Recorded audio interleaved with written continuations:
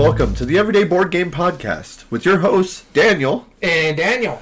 Daniel, really, welcome back. Oh, man, I know we said we were going to try to get more consistent, but... We need to stop saying that, because every time we say it, we're like, alright, we have a lot of stuff planned out for the next few weeks. Something happens to where we can't film for a few weeks. Yeah, no, I was sick for a little while. You got sick. I was sick for a while. And not to mention that you were exhausted. That's one week that we took off because you were stressed out about your Kickstarter. By the way, congratulations. Yes. So, viewers of the podcast, any of you who backed it, thank you so much. If not, well, hopefully you'll back the next one. Yeah, so... I was about to have, like, some slander. It's like, well, you know what? If you didn't back it, no. And it's funny, because I've been sitting here waiting to congratulate you, and then we were just so exhausted. You were exhausted from that day, which is fine. I wanted to hang out with the wife anyways. Yep. I wasn't feeling good the next week. Yep. Then you're like, hey, well, I got a bit of a sore throat. No, you go home. Stay home. You did. You just... immediately, as soon as I was like, you know what, I already know what your answer is going to be, and I hate to say it, but it was just really just a slight cold, right? Yeah. I lasted for a day or two, but I wasn't going to spread it because I know it was contagious. My daughter gave it to my son, which gave it to his mother, which gave it to me, and it lives in our house for like a month at a time, any sicknesses. Yeah, and so like I was like, no thank you, I just got over the flu. Right, exactly. Of course. But that's all right. You know, we're back. At least for now. We might not be able to film the next couple weeks. I'll explain why later. Anyway, we are back for now. And we have a pretty interesting topic. We were like kind of racking our brains a little bit earlier, and we're like, you know what, we want to do something that we haven't done in a while, so we decided to Chits and Giggles. Yeah, and then it's been a while. You came up with this topic, and as soon as you did it, you had that aha moment of like, I got it. And every time you do that, I'm always like, sure. And then you told me, I'm like, you got it. That's a good list. I like that. And honestly, if you need to know what the topic is, just look right over his head there. Yeah, that's right. You'll notice that there is a few games above my head that you just recently got, or expansions that really, you know, we talk about the overall experience of a game. You know, it's not just about how it plays from start to finish. There's also the setup. There's also learning the rules. There's also the components. There's also the packaging. And the packaging will sometimes decide whether you get it to the table. Like, if you have a game that's overflowing with expansions and that box doesn't even sit, like, that's going to intimidate a lot of people. Yeah, well, don't get me wrong. That box is going to intimidate people just by the size. Oh, it will. It will. And so, our topic today is quite simple. You came up with it. Games that need the big box treatment. Yeah. Yeah. And what we mean 100%. By that is, like you can see over his head, Everdell, that is holding the base game, all the expansions. They also gave us a hardback or like a large, comprehensive rule book in there. It's amazing. Right above it, Final Girl, Season 1, all in a big box there. There's another one that's doing it. Western Legends is sending a big box. I also have the comprehensive rule book right here. And it's not just the big box per se. It's the full thing. Yeah. You want the big box, of course, but a good storage solution if there's a lot of expansions, if you're a completionist, a comprehensive rule book. It doesn't need to be hardback, but just where you have everything with the expansions in one thing to check. Yeah, exactly. It's definitely helpful for the player. You know, and I mean, how cool is it to bring out, especially a hardbound book? Yeah. Right? And say, this is my rule book. It's like literally a rule book. Yeah. Another thing I like about what they did with the Everdell one is not only you get the rule book for the comprehensive story, it also has a reference for every single card for all the expansions, how this works with this and stuff like that. Yeah. So it gives you a whole nother book just to how to read how a certain card works. Exactly. So I completely agreed with you when you came up with this list, and I am excited to talk about my list. I threw it together in about a minute and a half. Well, what's interesting about this one is these are a lot of older games for me, some newer games, and some ones that I kind of combined because they're kind of the same. Right. Now, I did put one on here that I am predicting that you will have on your list. I think I know which one you're talking about because I'm looking at it right now, and I'm like, he's probably got it on his list. Well, we'll see. I know two that should be on your list. I know one for sure is. There is only one game on my list that I don't own. Only one. Yeah. Only one. So we'll talk about that.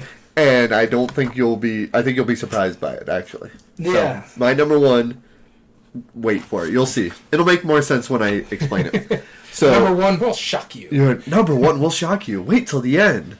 For those of you who tuned in, who wanted to hear our results for our contest, we will be pulling it by our filming for next week, if we do film. Yeah. And we will definitely get the winner, and we'll reach out to you soon. The big part of it is it got pushed back because, again, we were sick. We were dealing with illnesses. Yep. I was dealing on the anniversary of my father's death. I'll just flat out admit it, so I had to deal with that stuff. Then I got the flu right after that. Yeah, exactly. So you're feeling bad in a bunch of different ways. So bear with us. Life happens. We get it. And that's what's going to happen from here. Yeah. But before we get into that, even though we haven't been playing much lately, Daniel, what have you been playing? I was able to pull four games out, thank God. And out of 5 games that I could pull, I pulled 4. So it's been a bit much. The first one I want to talk about is the first one that I have mentioned before and played. But I was able to show it to you, something you've been wanting to play. Okay. We were going to have our Halloween game night. That's the last time we got together, and the other 2 people that canceled on us. So I'm like, oh, let's not play this. So we ended up playing a couple other games, which one of them I'll mention later. But this one, you're like, I really want to play this. We tried last time at 2, then realized it needs to be 3 only. Yep. So I made my wife play with us. And this was thank you to his wife. Yeah. I mean, I don't think you listen to the podcast. I don't blame you. My wife actually listens to the podcast more than yours. I'm fairly certain. I highly doubt it because she hears me editing it. That's true. But my wife will randomly pull up our YouTube video and just start watching it while she's next to me for some reason. I haven't figured out why or what kind of plot. It's a bit annoying, though, right? Watching yourself? Oh, of course, yeah. I've lived it already. I don't need to relive these. So, anyways, this one is Cryptid. Cryptid, yeah. It's a nice deduction game where I'm giving a bit of a clue, you're giving a bit of a clue, and the other players are giving a bit of a clue. It's modular setup, so you pull a card, you set it up, then you give everybody a clue. There's extra clues that you can get. Your big thing about it was, is there going to be enough information with just 3 people? Right, because it took us 15 minutes. Mine only said something like it was within... Or no, mine was like either this zone or something to that effect. Within. I think yours was within 2 of like a certain predator. Yeah, I don't know if it was the cougar or the bear. The bears. That's right. And I was like, okay. I mean, that's a lot of spaces. Like, and like I get like if it were just in a certain area, like if it had like 5 or 6 spaces, like this is like the part where the Venn diagram overlaps and stuff. But no, you're telling me that it comes up with one exact space. Spot, the entire game. And that blows my mind. And then precision. Like his was the predators. My wife's was within 3 of a certain object, because there's colored objects on the board. You got some white ones, your blue ones, your gray ones. No. White, blue, green, black. I think those are the ones. And so hers was something like within 3 of a white object. Well, I have a good piece of information. It tells me exactly what type of territory it could be on. It could either be on a desert, or I think mine was like desert or mountain. No, forest. That was a desert or forest. So once you get all that information, and your clue book will actually have the back what all the clues could be given to you. Yeah. It could be something like this, something like this. So you're just trying to tune in on someone else's clue. You know what yours is. So I know for a fact that it could either be desert or forest. So I'm going to send them, okay, it's not here. And I'll put it on, say, like not a desert, but like a mountain or something like that. Right. The way it works is you have to do two things. You ask someone a question, could it be here? They say yes or no, and then you got to give them information that it could not be here in this section. Okay. Or you make a guess. You're saying, I think it's here, and then the person who goes next has to put a disc or a cube. If they put a cube, which is no, then that's it. That's it for your question. You know for a fact it can't be there. Then you have to give information where it's not. Yeah. And then it just keeps going. That's it. That's your entire turns. It played in 15 minutes. Yeah. I wish the pieces were better. I mean, like, wood, cubes and discs, like, sure. Like, those are fine component pieces. It's inexpensive, I just don't, like, it's hard to remember. It's like, which one's a yes? Like, a circle, because circles yes is maybe. Yes. So, like, if I ask my wife, hey, could it be here, and she put a disc on there, that tells me, okay, maybe. So I have to figure out, okay, is her clue based on a territory, or is it based on a building or something like that. So you just kind of hone in on their stuff. Right. That makes sense. I feel like you could almost 3D print like either question marks or like no signs. Yeah, I think it would be kind of cool. Like, I wouldn't mind having like a 3D printed question mark instead of the. It's just a basic black pawn that's what you put on the board in certain spots and ask someone a direct question or saying, "I think the beast is here." Right. That makes sense. But all in all, I love this game. It's probably one of my surprises this year. I've played it twice now, and I've really, really enjoyed it. Yeah, I'm glad you showed it to me. Thank you for doing that. Yeah, no problem. The first game on my list, I was waiting for the transition, but okay. The first game on my list is a game that I was hesitant going into because it's based off of a video game. And I had a card game version of this game, and it was absolutely one of the worst games I've played. Oregon Trail? Yes. But I had found the board game at a thrift store. And I looked into it, and it's more, it's more of a game, for sure. Yeah. I know which one you're talking about. Cause, the Journey to Willamette Valley. Mm-hmm. And my son, I told him, he wants to help me take out all my Shelf of Shame games. Yeah. So I told him, look at the shelf, find a game that you think would be interesting, and then pick it. And he picked that one, and it was like, okay, cool. So I learned it, we played it a couple days later. And the reason I was so hesitant is because I knew how bad the card game was. Trust me, I know how bad the card game was. I played that one with you, and I lost in the second flip. It was really dumb. And then the board game, I mean, it's by the same publisher, but it has a designer on it, so I was like, okay, maybe that's better. And then the reviews are, so-so. Yeah. I had a lot of fun playing it. It was silly. It was good fun. You go around, you collect things into your area. You have family members that, pretty much will be dying off. It's the Oregon Trail. What'd you expect? Yeah. And what happens is you flip over a hazard card. That's something that you have to deal with by the end of the turn, otherwise you'll get a penalty, which is pretty awesome. So it's not just that you can't deal with it, and sometimes you can't, but you had that preparation. It's not... It's kind of like cutting your losses, right? It'll say, dysentery, either get the medicine or one of your family members will die. Yeah. Okay, fair enough. So if you can find a fort or a city that's selling medicine, then you can get there and you can buy it.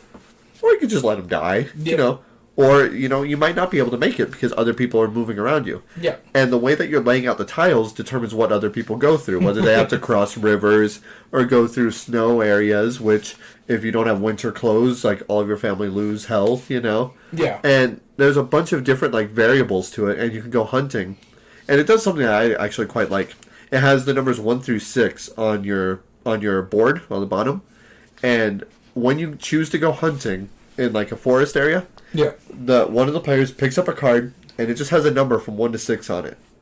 If you have any pistols, which are the small gray cubes, you can put them on any one of those numbers targets and aim for that. If you have more than one pistol, you can aim for multiple numbers.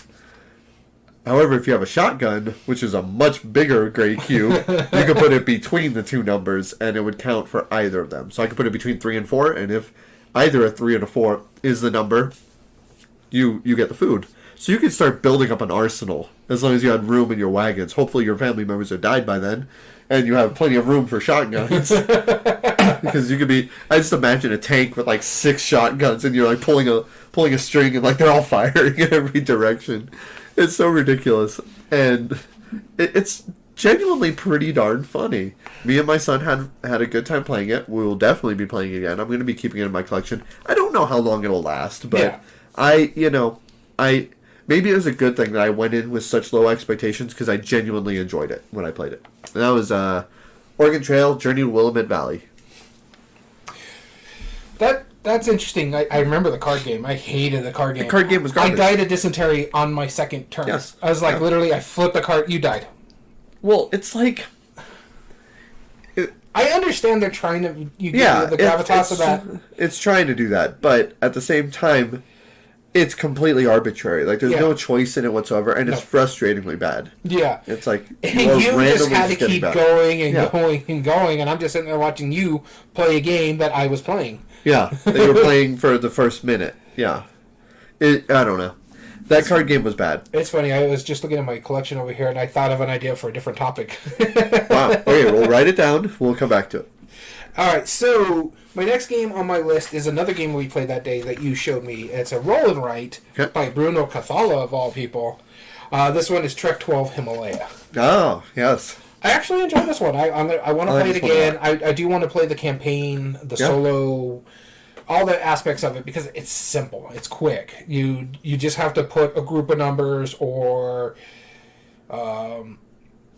consecutive. Yeah, you either pick the higher number or the lower number or the addition or the subtraction. They have to be either the same number in a big grouping or consecutive numbers within a line. Yep. Real simple, real easily. God, it's got a lot of choice in there because sometimes when you get into the additions, you can't pick what. It's a multiply too. There's multiplication too. So you can't pick higher than a 12. Yeah, so if it goes above a 12, it's a bad spot for you, which is negative points at the end of the game. Yeah. So I really liked what it did, and it was fun. Sorry, my wife was just texting me. So I forgive you. But it's actually pretty good for a little roll and write, honestly. And it's inexpensive. I think I spent like $20-25 for it. Yeah, something like that. And it's jam packed. I only played the first pad. I haven't even touched like the campaign stuff. But yeah, the Trek 12 Himalaya. Yeah. Pandasaurus is just really hitting all markers for me lately. They really are. I want to try Skate Summer. That Ski Fest looks interesting. They have like this set collection Wild Style graffiti game. Yeah, Wild Style looks really neat for me. But I was a big Tony Hawk player. I love Tony Hawk, the video games. And I actually skateboarded for a while. So like playing a skateboarding game is very intriguing to me. No, it intrigues me. I want to play it. Yeah. It looks really good too. It does. And they just announced another one that I want to play, and it comes out next year. The Wolves? No, I do want to play that one. I heard. Okay. No, but it's next like Gen Con release for them. Okay. A designer, Emerson Matsuchi. Okay. And it's based on one of my favorite video games, Persona 5. Yeah. I want to see how that goes because I love Emerson Matsuchi, and he's done really, really good games, so I want to see how he incorporates Persona 5. It could be... I don't know. We'll see. I haven't seen a Matsuchi game I haven't liked. I thought Founders of Rome was obnoxious for its price, but the game itself was amazing. Was solid. Yeah. Reef was okay. I didn't mind Reef. Yeah, my only issue with Reef is my colorblindness. Okay. Yeah, his Trick or Treat game, that was like one of his first games that ever came out. I haven't played that, so... Yeah, I used to have it, and I gave it away before I realized, it's Emerson Matsuchi. I didn't really know who it was. So, like, I liked all the Century games. I liked all the... I liked the Spectre Ops game. Yeah. That one was really good. Yeah. And there's a couple others, like I mentioned, but that I played that I liked of his. Reef was fine. Yeah. Founders of Rome is a great game. Honestly, I would score that, like, out of a 1 to 10. I'd score it an 8. Yeah. But for that price, I'm like, for as simple as that game is, that was a really expensive game. Pretty. Right. It was pretty over the top. Yeah. Speaking of games that need a big box. Anyway, the next game on my list is a game that I ended up playing with my kids and actually some of my students as well. It's a game called Port Royale. I ended up buying it recently. I bought the big box of it, which is a normal sized box. Like it's the big box, but it's it's like Castle of Burgundy. It's like that big. Okay. And so anyway, I played it. It has like 300 cards in it. It's pretty good. It's pieces. What game is this? Port Royale. Oh, wait. Is this the bottle cap game? No. Oh, okay. Port Royale is a pirate-themed press your luck game by Alexander Pfister. And it was recently reprinted. Wait, you're telling me you found another Pfister game you liked? Another small Pfister game. A small card game. Yeah, because originally it used to be 120 cards. That's it. It used to be in, like, I think the same size box as, like, Oh My Goods. Yeah. And I might be wrong on that, but this game, very simple. It's a press your luck. You're trying to buy pirateers and different people for crew on your ship, but you're also trying to get gold. And so it's a drafting game where you press your luck, you deal out some cards, and then essentially you're going to be taking one. If you hire crew, you have to pay them a number of coins. Well, guess what? Cards that are flipped face down, those are coins, by the way. Just so you know how that works. Which, if you played Oh My Goods, like you have, yeah, he likes doing that. Anyway, so this one, the way it works is that you're going to be buying people to, or not buying people, but paying for people to work on your crew. That will give you bonuses for different things. The way you get money, though, however, is pretty interesting. There's two ways. Mm-hmm. One, instead of hiring crew, you can raid a boat or trade with them specifically. If you trade with them, they'll give you anywhere from 1 to 4 coins. That's cool, right? But that's also your press your luck mechanism, because there's 5 different colors of boats. Mm-hmm. And if you happen to get 2 of the same color boat, your turn's done. So that's the catch. But there's a reason to press your luck at the same time. Because if you ever get 4 different colors of boats, you may choose to buy 2 cards or take 2 cards. If you ever get all 5 different colors, you may instead take 3 cards. So you kind of want to press to get the different colors of boats, but at the same time, you know the risk that's involved. Yeah, it's coming up, yeah. But then, after all the cards are laid out, after you make your purchase or take whatever card you're taking, the next player, clockwise, and everyone gets a chance to take a card as well, but they must pay you a coin in addition to paying the cost or whatever it is. So let's say I pass up one of the boats, you take it, and that coin, or that would give you 3 coins. Well, one of those 3 coins is coming my way.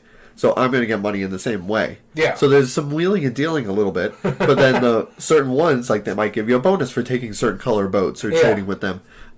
There's pirates that give you swords, where if you happen to pull up a ship that would make you bust, you can instead fight it off if you have enough swords to do so. Yeah. Which is really cool as well. There's some that will give you more coins or more points for different things. Once you get 12 points, once one player gets 12 points, that triggers the end of the game. Whoever has the most points at the end of that turn, so that everyone has the same number of points or number of turns, wins. I was coming up and I was pretty close to getting good. I had about 10 points, and my son and daughter both shot up to 15 in the same turn. I don't know how they did it, but they triggered the end. And my daughter saw it, was like, okay, fine, and then like jumped up her points, and I'm sitting there like, okay, I was first player. This is awkward. Did not see that coming. No, it was awesome. It worked really well, and I even ended up playing it with my students for a little bit, and they have constantly asked me to bring it back. Nice. These are 4th graders, and so like that's a good sign. It took them a while to get the swing of it, but all the other students were like walking up like, ooh, what's that? What's like. And I was rewarding the ones who were being good. So it's like, yeah, you guys come over here. Come play a game. Yeah. You know, it was awesome. Port Royale, highly recommend it. Alexander Pfister, stop making those big, bulky games. They're terrible. I don't know. Actually, no, I haven't really played any of them. You played I played one, and I wasn't a big fan of it. But the small card games, holy cow. Those are awesome. Stick to that. All right, so moving on to my next game. You're going to be super jealous about this one. Okay. This is the newest game from AEG and John DeClaire. No. Ready, set, You got a chance to play this? Yeah. Alright. I'm not going to slap you. I am going to hold my hand out, and I expect you to slap yourself with it. We're not playing Dungeon, what is it, Dungeon Drop or Dungeon Fighter? We're not playing Dungeon Fighter. Oh my god, okay. So good. Where did you get a chance to play this? Our buddy Gamehead Geek, he bought a copy. Okay. We went and ordered dinner with him and his wife for my wife's birthday. And he's like, hey, I got this, let's try it. Yes! Can I request that on my choice one of these game days? Because I want to play that. It is so good. It's really good. What I like about it is one person can still play as the horse. I highly recommend using the app. This way everybody can play. Is the app out yet? Yeah, the app is out. We were using it on the iPad. I don't know about for the other systems, but it is out on the iPad. That's fair. But it was so good because the app just made things so much better because everybody could bet. It's real time. So you're waiting till 3 horses cross the red line. Once the red line is crossed, by the 3rd horse, all bets are off. So you're trying to be the first over here saying, okay, I think it's going to be this one. There's double rolls. You'll have, like, extra bonuses. So, like, every time, I think they call them Snake Eyes and Boxcars, which are 212s. It's available for Android. Nice. Sorry. You could get, like, bonus coins if, like, Snake Eyes or Boxcars, I think is what it's called, or called, so hey, I'm getting money that way. Person with the most money at the end of the game wins. So you're making the bets. You're trying to say, hey, I think this is the one that's going to win, and you score for your win place in shows if you pick the right horses. Yep. Oh, it's so good. But you would also, certain points would actually make you lose money if you voted there or use certain bonus abilities. So good. So quick. Unfortunately, my wife didn't like it. Oh. She doesn't like those lucky games. In this one, it's literally lucky on the fact that you're basically betting on what could win. It does, when we're talking about something that's thematic, this really does feel like if you're going to the racetrack, because you're like, come on, 12, come on, 12. Can you imagine if you were allowed to bet mid-race, though? That would be interesting. Yeah, no, it's kind of cool, but yeah, you're trying to, get the trifecta, get who's going to win, who's going to place, who's going to show. If the 7 wins, it's not really the best because it's the high likely for the 7 to be rolled. Yeah. But, oh my god, it's so good. I really, really enjoyed this one. It's not my favorite John DeClaire game, but it's up there. Space Base, I still think is my favorite. Okay, that's fair. But this is up there. I liked it better than that bigger one that we played of his, the card crafting one. Eternal Darkness? Yeah, so I think it, honestly, out of it might be 2 or 3. I think, like Mystic Vale's down there. I need to play it again, but... Yeah, I definitely need to get you to play that again. But ready, set, bet? Yeah, Primo. Good. Awesome. Next one I wanted to talk about was a game that is totally collector, like... I know which one this one is. Which one? It's that Disney Domino Battle World. Yeah, thing. I ended up getting Disney Kingdomania. Kingdomania. I saw the picture. Funko Games. Yeah. And it's a 1 to 2 player game, fully cooperative. And so the base pack, it costs like $22 or something. It's not too expensive. It comes with 4 character figures, 2 items, and like 20 level cards and all that stuff. Comes in a box that's trapezoidal, about that big, which is kind of weird. It's a tech box. And it has blind pulls, so you don't know what characters you're going to get. Although, I will say, I'm very happy I got like 2 my favorite characters, so I'm excited about that. I ended up getting the Chase Maleficent Dragon, which I don't... there's a normal and there's a Chase version of it. Of course. Yeah, of course. It's Funko Games. I get it. Well, it's Funko. They have Chase Pops. So. Yeah, exactly. So I got the one that I can see the Chase figure. But I got the spindle from one of the items, but I also got Buzz Lightyear's rocket ship. So that was cool. And then it comes with the 2 items, which give you extra little abilities if you unlock them. But then the figures I got, in addition to the dragon, I got Dr. Facilier, which, it's okay. I wasn't a big Princess and the Frog fan, but it's fine. I actually like that movie. Yeah, it's good. It wasn't one of my favorites. Honestly, but going back to the Princess and the Frog, it has one of the saddest scenes in the Disney movie. The lantern bug, the lightning bug. It's been forever since I've seen it. When he dies. Well, I'll have to rewatch it. That sounds very sad. It's a bit sad. I also got Prince Ali. Aladdin dressed as Prince Ali? Yep. Okay. And Donald Duck. Donald Duck has been always one of my favorite characters. I love Donald. I wasn't a huge Donald fan. I don't know what... guy. That's fair. That's fair. I love Donald. He's awesome. So I got Aladdin and Donald in the same, and the Buzz Lightyear rocket ship. Donald is even the best duck in the Disney. Sir, you just calm yourself, all right? I will fight you. No, I will fight you over this. Scrooge McDuck. No. Launchpad's better than Donald. No, sir. Darkwing is better than Donald. We should go back to that things we disagree on topic. No. But in this game, it's a board game that's based on the concept of it being a video game. So that's why all the characters are 8-bit style. And there are glitches, and you have to get patches. So you have a main... So basically you're playing Wreck-It Ralph. Kinda, yeah. Yeah, in a way. And you have one tile that's in the middle, and you build the level at the beginning of the game. And that's how it's set up. And you have to... push your patches over to the base before the glitches get there. Okay. Everything you do is basically handled by a die roll. There is the numbers 1 through 4, and there is a glitch and there's a patch side. Okay. And the way it works is that when you go there, you have 2 actions on your turn, which are either move or roll or interact. Each card has its own levels. It'll say a heart symbol, right? It'll have the number 5. Well, then you compare that stat to your character card. That's your base value plus the die roll. And then if you ever roll a patch or a glitch, then all the glitches move towards the base. If they ever get to the base, they lock in. Otherwise, you try and push them away. And then you try and bring your patches to the base and lock those in before it's too late. Very simple. Very, very lucky.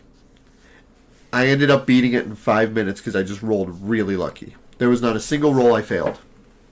That was it. I literally just brought my character over, rolled, and done. Game.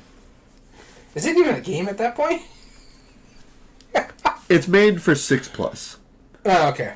So, considering the toy factor, and how much I just spent more time talking about the toys than I did the game. Yeah. That says something about it. Now, for kids, I don't think this is bad.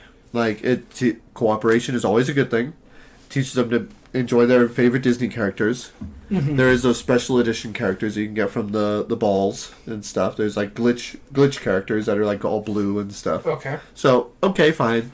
And then the fact that it's doing a cooperative game that's pretty easy, that makes sense, it's not bad. You know, I'll give it credit. I do have an issue with... You wouldn't enjoy it. No, I'm not saying that. I know I wouldn't enjoy it. That's why I don't buy it. I didn't like Battle World.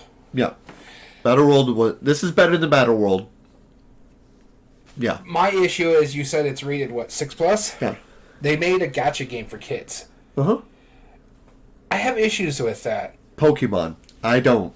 No, I do not have an issue whatsoever with the gacha game. I get you. At all. Because I grew up with Pokemon and I turned out normal. I don't spend a lot of money on useless toys. Never. I'm fine. Anyway. Except for this is my collection. I know. This isn't even mine. Mine wouldn't fit on these shelves. No. Yours wouldn't fit in this room. It's too small. That's correct. Therefore, I don't have a problem. No, I get that. But at the same time, as a parent, like... It's not drugs, right? It's not obscene. It's a cooperative Disney themed. Like, sure, yeah, it's a gotcha thing. But my thing about that too is it's just like it leads to problems. You've known this because things like gambling. TikTok. Yeah. Well, no, it's not just about gambling. Yeah. The TikTok thing is where kids just randomly spend money. Yeah. Yeah. True. So it's... See, that's why I don't give my children money. No problem. I'm the one who spends it. No, I'm just kidding. No, I think it's a good game where parents can sit down with their kids if they want to spend time with them. And this is not, like, I mean, it's no Haba game, right? Yeah, I cherish Haba games. This is still a great option. I don't know. My only issue is, like, at first it's, what is it, Disney Amino or Disney Battle Kingdom, whatever the heck it's called. Oh, yeah. It's the first line to Magic the Gathering. Right. And you know, one of the reasons why I like this, though, is that, agreed, it's a gacha game, but I want the opportunity, like, I think this would have been perfect for me if my kids were younger and I opened this up and we play this game together and my kids ask, hey, who's this weird character? I'm like, oh, well, that's Dr. Facilier. Let me show you the movie he's in. That's a good little cherishable moment as a parent. I'm not disagreeing with you. I'm just saying there's a bit of an issue for me. That's it. Okay. But if you're monitoring what your kids are doing, and you're okay with that, and they'd be like, "Hey, well, have you been good? All right, fine, I'll buy you a couple more of these." Yeah, that's fine. Yeah. It's one of those things. It's like feeding the habit. Right. Now, with that being said, my kids were watching YouTube while I played it by myself. So, I mean, there's that too.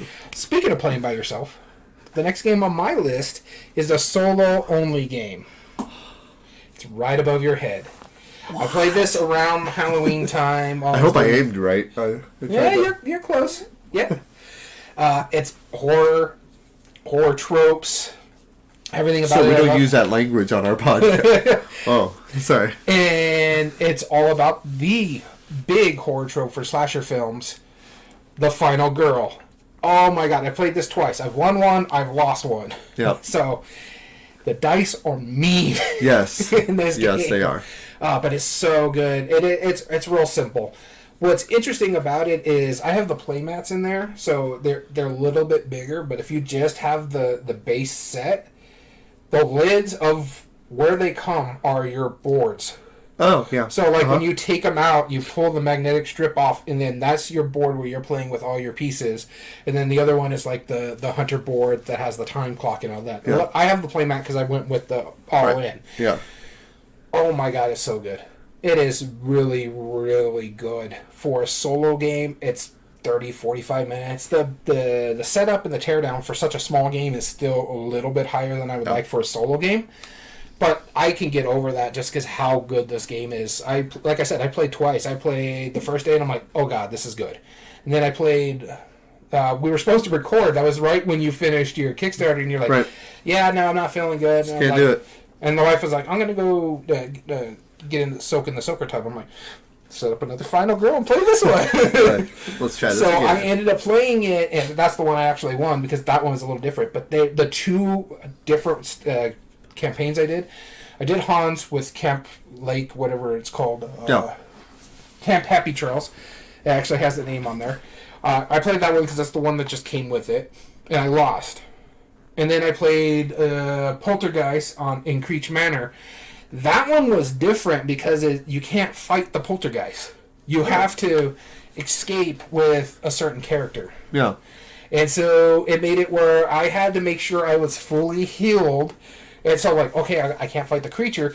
I'm not going to spend my time is literally spending time to pick up cards in your deck. Yeah. I'm not going to spend my time to buy attack things because, every now and then something comes out. I could just use the basic stuff. I'm going to pull the ones that allow me to heal a lot more because I need to. But I like the concept of it. You roll some dice. If you get a 5 or a 6, those are successes. If you get a 3 or 4, it's a half success. You could discard 2 cards and turn it into a success. Okay. And if you get a 1 and 2, you're screwed. Yeah. You have cards that allow you to re-roll dice if you want to use them. You have to spend time for it. You can waste as much time as you want, like during a round. But if you don't have any time left, you have to pay for cards. If you don't have any time left and you've got only basics in there, you can only take your basic cards back. Okay. So it's a management of using your time as well. Saving some time for the next round you can buy some bigger cards or do a lot of actions on your turn. I love that mitigation. I love the fact that like you got your full successes and you got your somewhat successes. Depending on how many successes you have for your action, you could do something really, really great. You could do something really, really okay. Or you could do something bad, but allows you to do something else. So I love that concept. It's such a good game. I really enjoyed it a lot. I want to see... I mean, obviously it's like the successor to Hostage Negotiator. And I really like that one. That was one of the games that got me into solo gaming. I have a sneeze coming on, sorry. And it's an interesting concept, and I like what they're doing with this one. Mm-hmm. Like, it doesn't seem like they tamed, like, the severity of the issue of how you're playing it. But the fact that it's not, like, you're not, like, talking down a hostage negotiator. Yeah. Like, that's a very serious topic. This is very supposed to be campy. It is. I mean, it's like the 70s, 80s horror / slasher films. Like your Friday the 13th, your Poltergeist, your 13 Ghosts, Evil Dead, stuff like that. It's very campy. In fact, the one that worries me is the Geppetto one. There's actually little puppets in there, and I love Puppet Master, so I was like, I want to play this, but I don't want to play this because puppets are creepy. Yeah, they are. I was a ventriloquist for a while. And, I wouldn't be surprised. Maple Lane is based on Nightmare on Elm Street. Just wash that one right off, right? Yeah, nope. So there's a lot going for it. Like and the thing is, you don't need the big box that I have here. If you could find just a core box or one or two of the things that you want to play, then have at it. You don't need everything. Right. They play differently. They do different things. I understand. Like me, I'm a collector, but I really like this game a lot. Yeah. I'm going to want everything for it. Sure. Because it's mix and match, too. I can play Camp Happy Trails against Geppetto. So it's interesting how that works, yeah. I didn't realize that they were compatible. Yeah, that's awesome. You could take any Final Girl from the entire series. You could take any villain, and you could take any location. And in fact, if you hand me that right over there, you see the Evil Dead box-looking thing? Oh, yes. Yes, that's right. You do have one of these. Yeah. So there's a thing in here. It's just 2 dice. These 2 dice, you roll them to determine what you're played against. So this one means I need to re-roll both of these. So this one is stating I need to fight Terror from a... No, it's not Terror. I think it's Dr. Fright. One of those. And then I need to play... I believe this one is... Who's Hicket? That should be Camp. The Carnival of Blood. Yeah, it's Carnival of Blood. So that's the villain I have to play. That's the scenario I have to play it in. That's awesome. And so you can randomize it. That's cool. So that's why it's like interchangeable. And when season 2 comes in, all those can be mixed and matched too. Wow. All right. Well, you're gonna let me borrow it, right? Yeah. Like I said, if you ever just want to get like your own core box, I do. If you get the core box, which one is the Evil Dead one? I don't think it's in this one. I think it is in the Wave 2. Okay. I'll have to look it up, but I think it... yeah. That makes sense. I'll look it up right now while we get into our next... That's right. And my last one I wanted to talk about was... So, my wife, she started planning on decorating for the holidays already. Okay. And the day after Halloween, she asked, can we put up the tree yet? And I said, no, because if we did that, we are skipping Thanksgiving as far as I'm concerned. Which you'd be okay with. Which I'm kind of okay with. I don't like Thanksgiving that much, but that's her favorite holiday. So I will not let her decorate for Christmas yet until... Oh, I'll let my wife decorate if she wants to. I won't. I stick my foot down, and then I will only agree if she's willing to do it, because she'll make me do it otherwise. However, I am a little bit of a hypocrite, because the last one I want to talk about... You made her play a Christmas game, didn't you? I played a Christmas game. I know which one it is, with my kids. National Lampoon's Christmas Vacation. I don't like the movie, but I want to play the game. I love the movie. I don't like Chevy Chase. That's fair. He's an awful human being. But the movie is amazing, and it's... That and Vegas Vacation are both two of like my favorite comedies. So, those are amazing. However, the way that... You've seen the movie, of course, right? Oh, yeah. The way the game works is you have 6 dice, and you're trying... You also have a deck of 25 cards. These cards are numbered from 1 to 6, and there's 4 copies of each card. There's also a single wild card. You mix them up, and that is your deck. The first one to get rid of all the cards from their deck wins. The way that works is that you have to draw cards from your deck by rolling dice and completing sets. Okay. So you roll the dice. You take every Santa hat that you have, the Griswold hat, you draw a card for that. Okay. But every Eddie cap, like the weird flannel caps that I don't think there's an Evil Dead. Oh, okay. I was just assuming because of the Necronomicon. Yeah, I was looking. I didn't see one in there. Yeah, that's okay. Might be in there like extra goodies. You know the flannel caps that have the ear flaps and stuff? That's the Eddie cap, right? Yeah. And so, if you ever get 3 Cousin Eddies, you bust. But there is one die that is different. It is... Every die has 3 blank sides, 2 Griswold hats, 1 Eddie. Okay? So it's 50-50 whether you get something. And if you ever get 3, you bust, and then your turn's over. However, every Griswold hat, you deal out a card from your deck, and you can choose to reroll anything that's not an Eddie die. However, the special die has Griswold caps on all 6 sides, and there's 2 special sides. One has a wreath around it. Okay. When you get a wreath, you can discard any one of your cards, just whatever you want. Choose one to discard. And then there's also a star on one of the sides, where if you get that, you automatically get a score set. Which, at the end of your turn, if you do not bust, you may choose to discard all of the cards of one number, or any set of 3 numbers that are consecutive or more.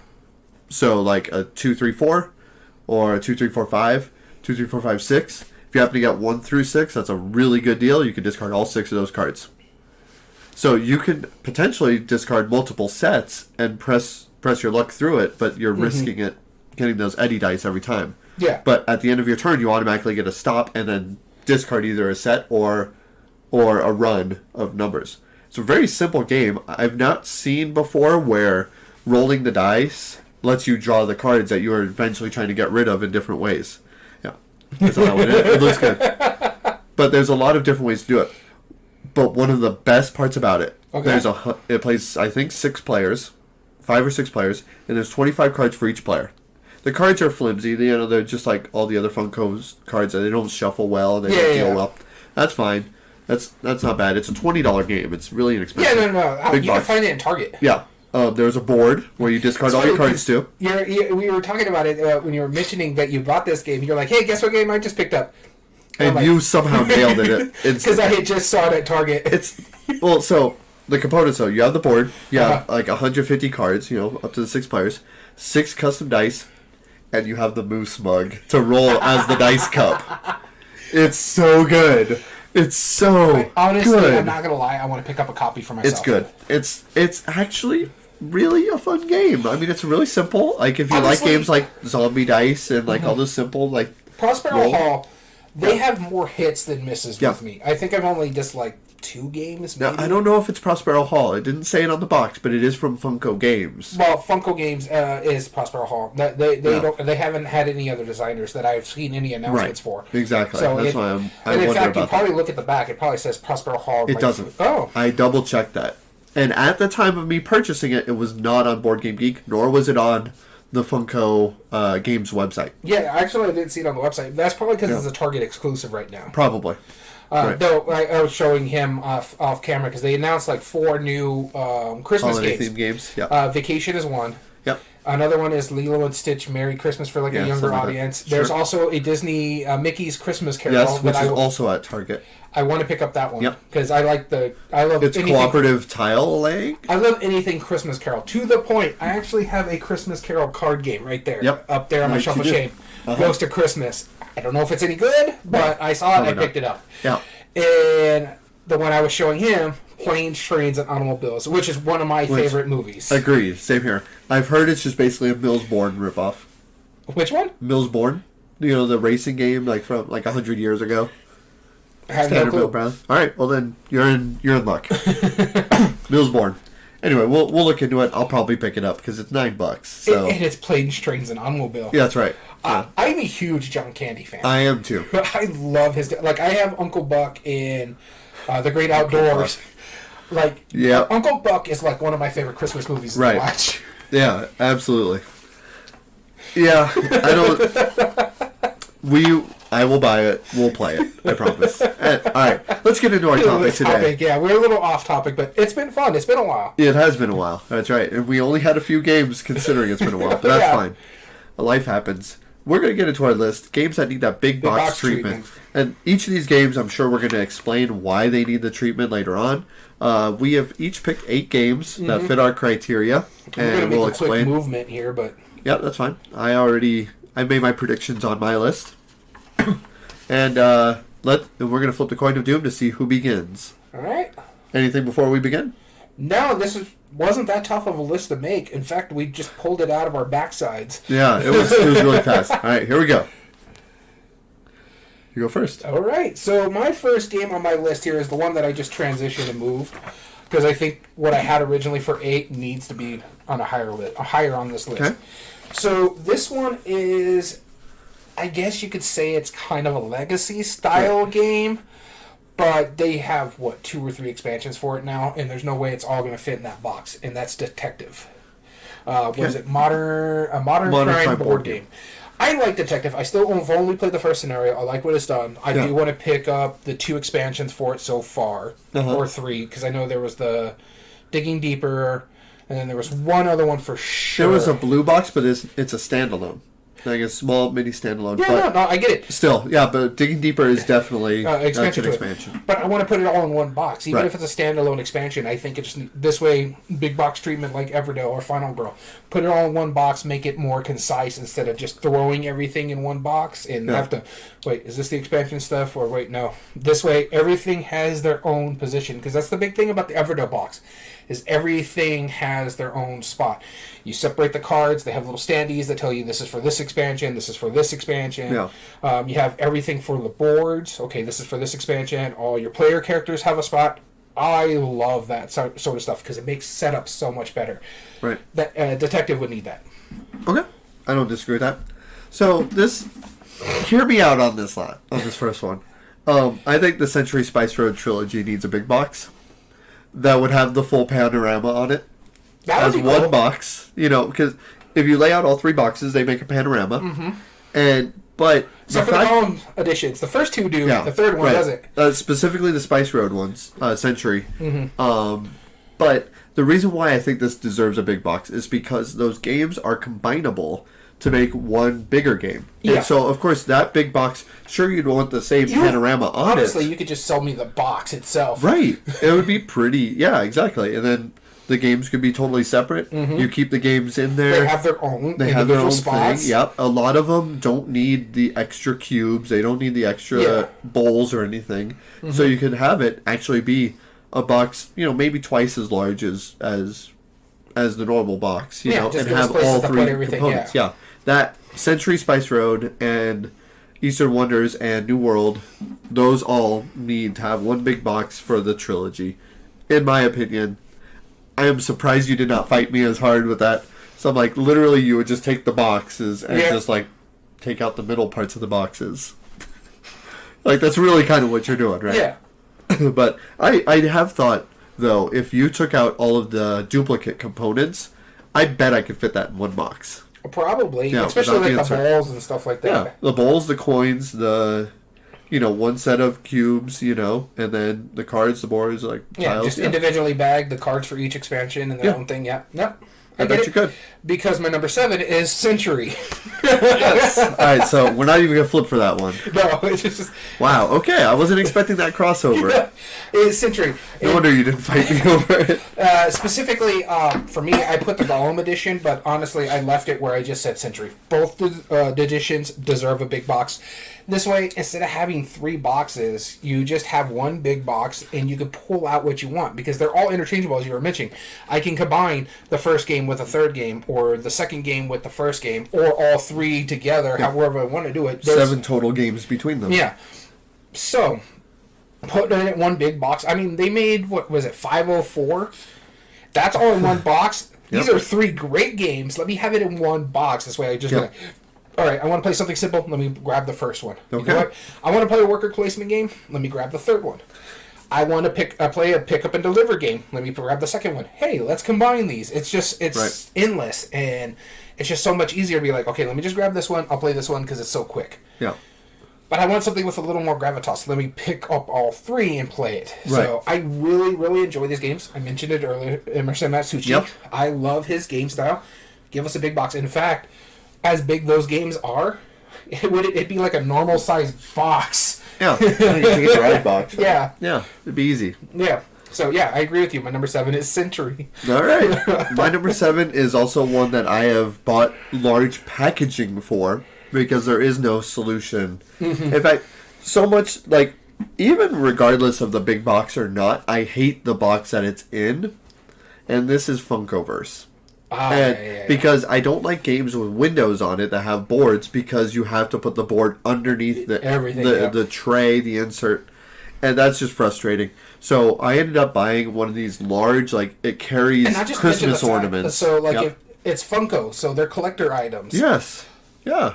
You're gonna want them all together for the play. But I agree. You don't want like 50 different boxes on your shelf. Right. Exactly. I have one large box that was designed to carry Christmas ornaments, and I have that like almost filled to at least one half of it filled to the brim. This was one of mine that I had picked for you. This was going to be on your list. I figured you thought of this because like I absolutely bought packaging for that very reason. And now that they come out with new expansions here and there, I have plenty of room because I know that they're going to be spilling over into the other half of it pretty soon. Yeah. And I'm looking forward to it because Funkoverse is awesome. I don't blame you on that one. There is a game that I have on my list that it's not on my list that I like. That's along with Funkoverse, the Unmatched sets. Yeah. They didn't make my list because they are coming out with a big box. Oh, okay. Yeah. And I purposely tried to avoid anything that I knew was coming out with a big box or had a big box. Same with me. I know Unmatched is coming. I bought like 2 of them. Yes. Just to help with everything I have. And the problem with it, it's a big box to try to hold everything. Yes. You can't hold the T-Rex mini in it. Right. Yep, which is a problem. I completely agree. All right, on to our number 6s. Hey, look, I'm going to start it. That's meaty. Yep. The next game on my list is I may see this on your list. I don't know. But this one for sure needs a big box. And this is a Ravensburger game made by Prospero Hall. Now, it's not carried by Prospero Hall anymore. This is Disney's Villainous. This needs a big box. I have 3 boxes to hold everything right now. It is ridiculous. And I don't have the insert. I don't even think I have the little tray that's supposed to hold all the chits in there just because... Oh, yeah. The cauldron. The cauldron. Just because there's so much. For one thing, it doesn't hold everything because I have every single expansion for it. Yep. And it just... I have to use 3 boxes. Give me one big box to contain it all in because this is a game that gets played a lot. Yep. I've shown it to a couple people. A friend of mine, she had a friend come in who specifically asked us to bring it over to teach them how to play it because she's a big Disney fan and been wanting to play it. So I'm like, all right, we'll play it. I had to take all 3 of my boxes there. Yep. So it makes it a hassle to carry. Yeah. So if you just give me, even if it's a giant ass box like Everdell. And the reason why I keep mentioning that one is these shelves are pretty deep and there's spaces behind like the normal size boxes.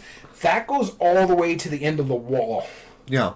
So it is quite large. Yeah. It's pretty obscene. I'm okay with the larger boxes if it just keeps everything in one box and make it easier for me to set up. Especially something like Villainous, where you pick a character and play. You just have to learn how to play your specific character. Okay. There's no like new rules for expansions or stuff like that. The only new rules is how the character plays. Yeah, exactly. So you need the minis, you need the 2 decks for them. Yeah. My number 6 is Disney Villainous. Yes. 100%. I can't add more to that. That I completely agree. That was as soon as because right now I do have all but 1 expansion in the base box. I don't sleeve any of the cards. I don't sleeve any of the cards. I have a full row of just to the brim stack of cards. I have a giant bag full of all the little mini pieces, and I have each of the cards in their player sheet individually baggied. Yep. So it's like, oh, you want to play Maleficent? Here's the bag. Here's your piece. Yeah. Mine you have to dig through because I want that solution. I want to be able to do that. I mean, I actually thought that the bag that I bought for Funkoverse, and the reason I remembered Funkoverse is because that case I actually considered putting my Villainous stuff in. Just because I have a whole other half of it, and it holds like 200 ornaments or something like that. There's not enough Funkoverse characters to go in there. But with Villainous, it's getting pretty close. Yeah. But I digress. Yes, Disney Villainous, 100% agree. Number 6. Number 5. Let's move to number 5. It's going to be me again. So, my number 5 is one of the biggest games on my shelf that isn't big box, and it needs to be. Yeah. And I combine 2. I have X-Men and Marvel United. There we go. Now, there is a pretty big box there. It's all the Kickstarter stuff. However, give me a giant box like Everdell where I could fit everything in it. Yep. This way, I mean, look at how much shelf space I'm losing. Yep. If I have like 1 or 2 big boxes for it, I could just set it up in one spot. It's ridiculous how much are in there. And there is ways. I know there's like off-party, inserts that you can condense everything to like the big box here and maybe like the Days of Future Past box. Yeah. But I haven't bought those yet, and I don't know if it's going to fit everything that's there. But if you give me a big box, I don't care if I got to pay like $50 or like I just spent $70 for the big box for Wingspan, which is coming in the mail. I'm fine with that. I have no issue paying money for a storage situation. Right. Especially since, give me the nice wraparound artwork that matches the game. Yep. And you put everything and have its section be like, hey, you want to play Cyclops? All right, here you go. Hey, you want to play Captain America? All right, here you go. I like that sort of stuff. Right. It just makes my life easier for setup. That makes sense. And, keeps my shelf space. To the point where I was telling him, I'm running out of shelf space. I have a freaking pile behind us right here that you can't see of games. All the Phil Walker Hardings that we played, I haven't found a way to put them back on the shelf. Nope. Except for Gizmos. Yep, that was it. Wait, no, Planted's over there too, in summer camp. Yep. So, yeah, I want a big box for it. 1, I get more shelf space, and 2, it just makes it easier for me to take the entire thing instead of picking and choosing what I want to do. That's right. Exactly. So my number 5 is twofold why I want a big box for it. And this company is known for their tiny boxes. Mm-hmm. That is kind of their whole business model and the whole line of these games. And now I picked one specifically, but it can go for any of the ones that are in this series. Tiny Epic Defenders. Yeah. And that's because 2 reasons. One, I would like a Mega Epic Defenders first. I would like a big version of it. So you don't have to, like, all crowd around, like, using the little meeples and the little tokens and stuff. That's fine, but I would like it to be big and sprawling, first off. But secondly, the big reason is I bought the expansion for it, and that is in a box the same size as the Tiny Epic box. And they sit on top of each other, and it just makes it twice as thick. And it takes up a weird space on my shelf that won't fit because they're anywhere not wide enough, but then right, exactly. Like I could put one on top of each other, but then it'd be precarious. Like it's just odd. Yeah, I don't like it. It's not a solution, but I really like the games, and I would love to put them in one box. So any of the Tiny Epic. No, I agree with you. Games. Because I have Tiny Epic Dungeons right up there on my. Oh yes, yeah. And it's got an expansion, and I know from experience, if I try to put that expansion, because I got Tiny Epic Quest sitting over here, and the box kind of just sits above it just ever so slightly. It doesn't sit flush because it's not big enough. I'm like, if you're going to kickstart an expansion for Tiny Epic Dungeons, make the box just a little bit bigger before I can put it in there, because they're so awkward. Yeah. That's all we want. Yeah. I mean, I get you don't want to break the branding. You already have a thing going. It's fine. They can still be Tiny Epic, and you can give us a thicker box. They have the carrying case that carries like 6 Epic games. Yeah. They have way more than 6 games. Yeah. Get me a big box that holds the boxes in them, right? That would be cool. I would totally do that. Give us something like with the Smash Up, the bigger, geekier box, where you just have a section for this game, this game, and all the expansions on the other side. Yeah, that's it. That's all you do. Or doesn't Final Girl do that, where it holds the actual container? It's double-sided, too. So, like, if you want to play with Hans, you take one side of it. If you want to play with just the Camp Happy Trails, you take the other side of it. Oh, yeah. So it's either or. Yeah, perfect. See, that's... exactly. Tiny Epic. It works. Think about it. Yeah. Not that you're asking us, but think about it. All right, we're going to our number 4. Number 4. We're in the top half now. Now we're going to get interesting. Hey! I finally start. Number 4. This is one that I have before attempted a large box solution on my own. And they've released more for it, and it is now impossible to continue with that same box. I knew this was going to be on your list. Which one is it? Dominion. This is what I thought was going to be your number 1. Here's the thing. They, at one point, was even working with a Kickstarter company to make this big, like, it was almost like a game bag case that had foam separators for all of the sets, and it was advertised that it could hold every Dominion set to that point and more that were coming out. Now, that was about 4 or 5 sets ago, and that was considered the official Dominion product. Yeah. And it never got off the ground. It never happened. And I've never seen one. And I don't have a solution to hold all those cards. And I want a solution. It's like our friend Nate. His Carcassonne. There wasn't a big box at the time, but he had all the expansions. Yeah. So he had to make his own thing for Carcassonne. Before they came up with the big box, he's like, why am I going to buy it? I already have all this stuff. Because the big box only sold with everything in it. Right, exactly. And so he had like his own little container for it. And you were telling me that you wanted to do something like that for Dominion, and you have it like in an artist box or something like that for all the cards. One of the art box, and then Broken Token sells like an insert that holds all the cards pretty regularly. And I don't think it's a great solution. But then they came up with more expansion. Yeah, now it doesn't fit. I need a second one of those just to fit the rest of the expansion. No, I thought this was going to be your number 1 because it's something that really does need the big box treatment. The other 4 or the other 3, you'll see why. So my number 4 is another CMON game. The one that you haven't played that we keep getting told you have to play. And that's Rising Sun right there. Oh, okay. This one, I think this one, and I think Blood Rage also deserves it for like all the extra stuff. I don't have all that. Yep. But, and Ankh, you could even throw Ankh in this. It needs a big box to hold everything. Now, I know there's like, I think a Broken Token has an insert where you can condense everything into 2 boxes for the Rising Sun box and the Monster box. Yeah. Why should I do that? Give me a big box. I don't care if it's the size of Everdell. I don't care if it's the size of Frosthaven, or there was another one that was just massively huge. It was ridiculous. I don't care. Yeah. Let me get everything put in one thing, because the big thing about like the monsters and the extra stuff, it's just add and choose. It's the same game overall. You just get like different types of monsters out there. They either go in the summer or the fall. Right. Doesn't do anything different mechanic wise. It just gives you different creatures to fight with, or gods to fight with, that kind of stuff. Why do I have to? Okay, I want to play with this one. Let me grab this box in the base game. Right. You know what? Let me grab the base game out of this box, and let me pick these monsters to go in here. So much simpler digging it out of one box. It's not that hard. It's not that hard. It's not. Rising Sun. It's not rocket science. All right. Number 3. Back to you. I want something like it hurt. I won't do it. So this one goes along with a lot of the gateway games, the classic games like Dominion. Ticket to Ride. Ticket to Ride. Yep. It needs. So I had just recently got the new Poland map.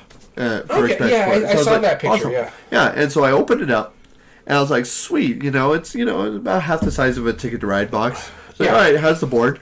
And I was showing my wife. I was like, yeah, like check this out. Has the new board, and like most of the other expansions, like some of them come with extra components, different pieces, cool stuff.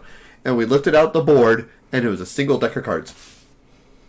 And the insert was literally just a piece of plastic and then a well right in the center for that single deck of cards. Why? Now I don't disagree with you. There is a caveat to this one, though. Yes. Because your 10th anniversary and your 15th anniversary, they won't fit in those. Yep. But if you give us a big box for all the rest of the stuff, fine. That's a deluxe version. I want a big box. I don't disagree with you, especially with all the expansions they have. Yep. Just the base games alone, you could put like Europe and stuff like that. You'll get your little watchtowers. Hey, look, you'll have extra trains. But yeah, I agree with you. Yeah, exactly. Just a way to hold all those maps. Mm-hmm. Honestly, what they could do for like the big box is like if you have the maps, fine. Here's the big box. And here's all the components you're going to need for all the games in this big box, so you could just put your trains to the side and stuff like that. Yeah, exactly. Exactly. That's all I need. I wouldn't even need multiple trays. Just one has all the cards separated sideways. Mm-hmm. Wells for the components. All the boards below it. I'll show you the Everdell box. You showed me. Did I show you how like it has it all separated? It's really nice. Give me something like that. Absolutely. Exactly. That's all it needs. That's all it needs. Just all the boards on top. Yep. Easy peasy. Ticket to Ride. Number 3. And honestly, you can give like a new set of train for someone. This way, it just has for all the games. Because I know like some of them need boats, and some of them need like Rails and Sails. I think needs boats. Yeah. And then Europe needs the little not towers. What are they called? The stations. Yeah. Combine that in the big box. Make us pay for that, and then you have all your extra trains. Okay, you have extra trains. So what? Yeah. Easy peasy. Mm-hmm. Wouldn't be hard. Come on, Monday's a wonder. Like, you have my money. All you got to do is print it. That was your number 3, right? That was my number 3. Moving into my number 3, and this is the one that I switched with Detective because I think this one needs a big box more than anything. And this is on you, Fantasy Flight. Because you said this wasn't going to get as bloated as Arkham Horror, and it did. This is Eldritch Horror. To the point where I have 2 boxes for most of the expansions. I don't even have all the expansions. I don't have all the small ones, and I'm missing one of the last big box expansion. Yeah. I have to keep all the boards in one box with the rules and everything else in the other box. Give me a big box. This way I could have all the boards, I could have all the cards, I could have everything in one spot and have the complete set of Eldritch Horror. That's all I want. I'm not going to go into Arkham Horror Season 3 because I really like Eldritch Horror. I like the Overexpanse world. I'm already in Arkham Horror LCG, so let me have the big box for Eldritch Horror. This way, that's it. I'm done. I don't need any of your other horror stuff other than the LCG, because I'm liking that one. But, oh my god, it's so frustrating that it's like, hey, let's play this. We're not going to be as bloated as Arkham Horror, because we had, at the game shop, there was someone that had, like, everything, and there's, like, this sideboard, and this sideboard, and this sideboard, and all the expansions. And they're like, hey, we're not going to do that with Eldritch Horror. There's 3 sideboards in this game. Yep. Not to mention, like, 6 expansions. Yep. It's like, that's the sideboards are the 3 big expansions. Yeah. The 4th big expansion is a big box with just cards. Yep. And then, like, 3 or 4 small expansions, which are just cards. It's like, really, come on, just give me a big box where I can put it all together. Right, exactly. That's all it needs. That's the whole point of this discussion. Yeah. Number 2. Back to me. My number 2. Speaking of Arkham Horror LCG, this is the other game that I combined. It's either Marvel Champions or Arkham Horror LCG. Okay. You keep wanting me to buy all these components for it, all these new cycles, as they're calling them. Fine. But you know what? Give me a storage solution. Yep. First off, I had this issue with Arkham Horror LCG, and you saw it when I bought just the scenario base. Or no, it wasn't the scenario. It was the character base for a scenario, and this was, I think, the Carcassonne one? Path of Carcosa, that's the one. They gave me a tuck box. A tuck box. Yeah, corrugated cardboard. What they do for Marvel Champions... it wasn't corrugated. They give a nice little small box for each of the expansions. Where it was like... It was a little tuck box that you would get like a deck of playing cards. But thinner. Yeah. That's annoying, and it's like, okay, bad. Let me put it in here. I had to go get a new base of Arkham Horror LCG because it's the bigger box where I could put an insert into it, and even then, I'm completely full. That when I had to get the cycle of it, I had to pick up the Path of Carcosa cycle for like the story, campaign mode. That's another big box. I have to fill that up now, and I'm almost filled up with 2 boxes. I got 1, 2, 3, 4 boxes for Marvel Champions, and I need another box here soon, just to hold everything. Give me a big box if you want me to play these lifestyle campaign games that are going to keep growing and keep going, and you want to keep getting my money. Give me something to store them in. Yep. So that's Marvel Champions / Arkham Horror LCG. You can also put Lord of the Rings LCG on this one. Yeah. Give us a storage ability for this. Yeah. My number 2 is a game that when we first showed you how to play it, I said, man, check out how much game there is for this little box. Because it needs to be in a regular size box. Red Cathedral. Yeah. Red Cathedral needs to be in a real sized box. Not especially a tiny with little the dinky one. expansion coming out. Yeah. There's no way you're going to fit that expansion in the box. Like, it's just not possible. This is filled to the brim. Like, if you opened it right now, there is not much wiggle room. The board and all of the main players' stuff takes up a significant portion of the room in there. This is slightly bigger than some roll and write boxes. Just barely. Yeah, it's a munchkin-sized box, really, is what it is. And it has a full, pretty meaty Euro game in it. Really good Euro game. Yeah. Which makes me actually want to try the sequel. Yes. What is it, White Castle or something like that? The White Castle, yeah. It looks really good. It does. Yeah, I love Red Cathedral. It's awesome. It doesn't need to be in a box that small. It needs to be in a bigger box. Yeah, absolutely.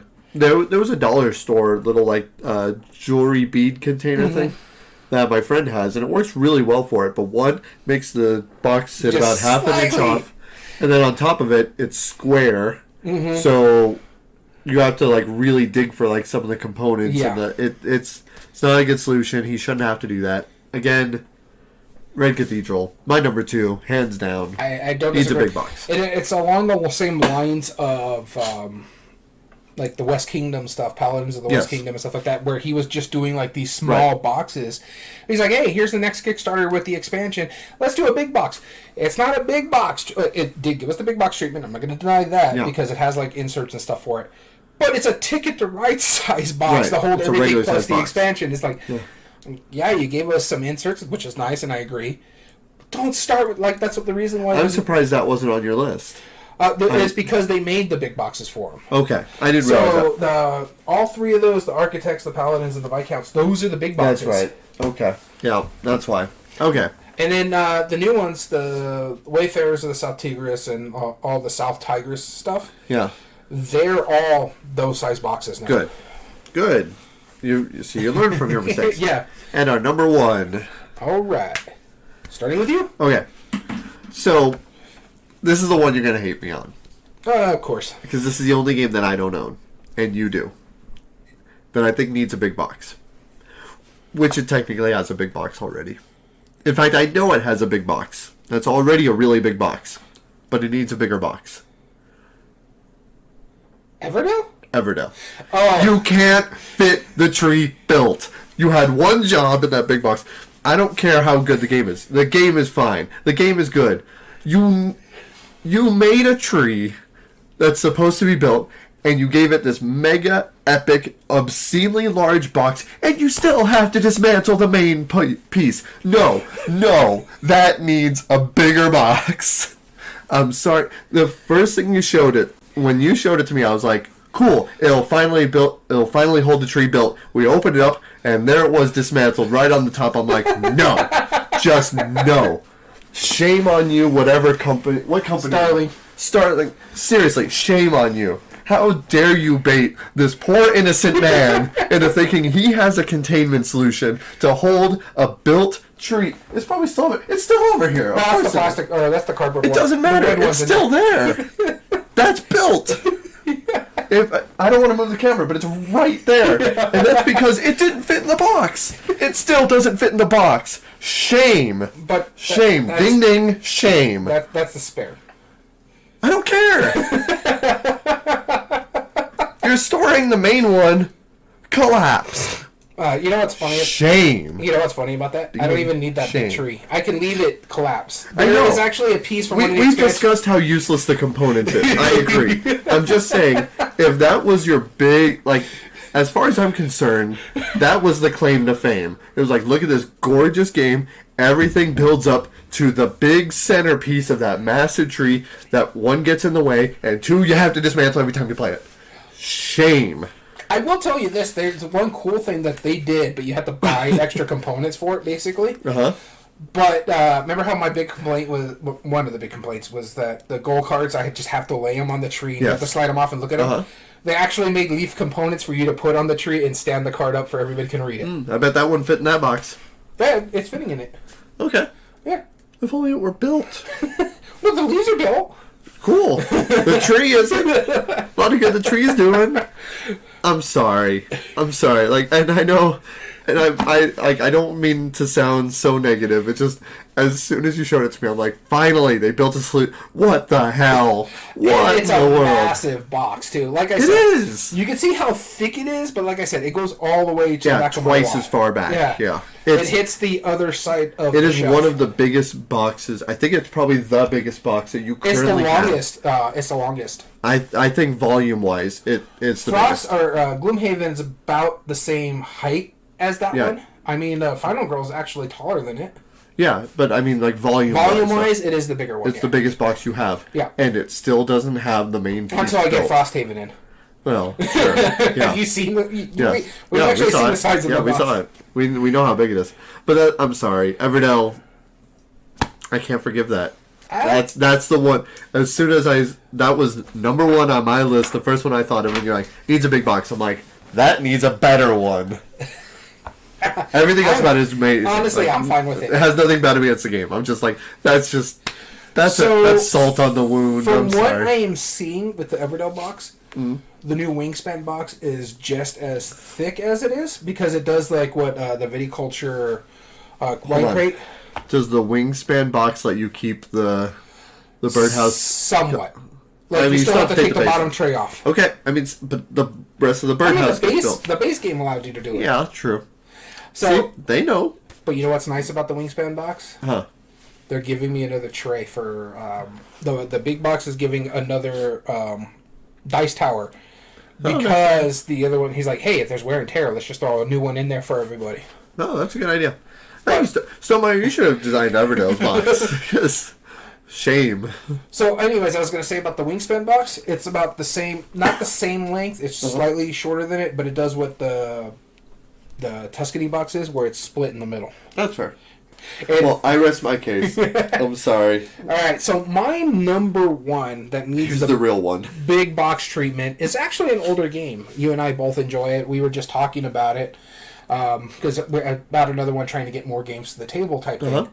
I recently got this back to the table, and that's Dead of Winter. Yeah. Dead of Winter. That was on my list. There's two big base games. You have the Long Night and regular Dead of Winter. You have the Warring Factions. Then you have also like this little mini, not a lot of people remember this, but like the Rexon promo pack that came with it. Let me put everything in the big box because it's 2 boards, especially if you got the Warring Colonies because you need both those boards. Same locations. I like the fact that the Long Night gives you like the cardboard Yep. Pieces instead of the paper thin ones. But yeah, this one just needs it because there's so many cards in there, and then you could take out the ones that need to be the semi co-op because there is a variant that you can play in the rulebook of just doing a strictly co-op game where you don't have the hidden betrayer, but there's certain characters that need to be taken out for that reason. Yeah. You can give me a section for those. Okay, we're playing this. Let's put them in. Yep. It makes setup a lot easier because this game has a lot of setup, a place for all the dice, a place for everything, along the lines of Everdell, even though he hates the big box.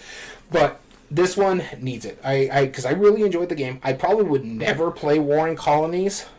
Yeah. Just because still, it has plenty of content extra for either base set too. Yeah. It's because they're two full games that play exactly the same. It's just there's different content on this one to this one. Plus all the promos that they did. There's like the Felicia Day promo. Yep. There's the Mall Santa, or no, the Mrs. Claus. Uh-huh. I think there's a Rodney Smith promo for it too. So, and that's the big thing I like about what the Everdell, where Everdell did and what the Wingspan's doing is that you can separate all the cards from each expansion, and then there's actually a spot for just the promo cards. Yeah. Dead Winter needs that treatment, yeah. To the point where, like mine, I do have both expansions in there. It's packed to the rim, and for all my cards, just to make sure they're safe, because I don't sleeve anything, I'm putting them in deck boxes, just to make sure everything's safe and sound and doesn't get hurt. Give me a big box for it, because there's so much content for this game. Let me have a storage solution for it. Right, exactly. All right, that's it for me. Well, we hope you enjoyed that list. I apologize for the nonsensical ranting, but, you know. Yeah, that's what you're known for. That's what I do. We definitely want to thank you for tuning in. If you ever want to join us on one of our live episodes, we generally film on Tuesdays, and every time I say that, we have to take a break awkwardly. Yeah. We stream on twitch.tv/everydayboardgames. We film on Tuesdays, but if you subscribe to us on Twitch or follow our Twitter, we're usually... I am going back and forth on Twitter. Yeah. Because of everything that's going on. But you'll get notified when we go live. That's right. Also, you can find all video re-uploads on YouTube at Everyday Board Games 2020. And if you like what we do, there are 3 things you can do to help us grow on the platform. Subscribe if you're not, like the video, and comment down below and tell us your thoughts on the subject. As well as all audio versions can be found on most podcast platforms under Everyday Board Games Podcast. This includes Spotify, Google, Amazon Music, and Podbean. And if you ever want to reach us directly, you can email us at everydayboardgames2020@gmail.com. This could include just saying hi, entering a future contest, or giving us ideas for future topics. As well as you can get in contact with us on our official Twitter account at EBG Podcast. We are thinking about branching out in the social media aspect of it because everything that's going on with Twitter right now, so we'll let you know. Yeah. And so we want to thank you so much for tuning in. As always, I've been your host, Daniel. And I've been your host, Daniel. And thank you for tuning in to Everyday Board Games. And remember, every day's a good day for board gaming.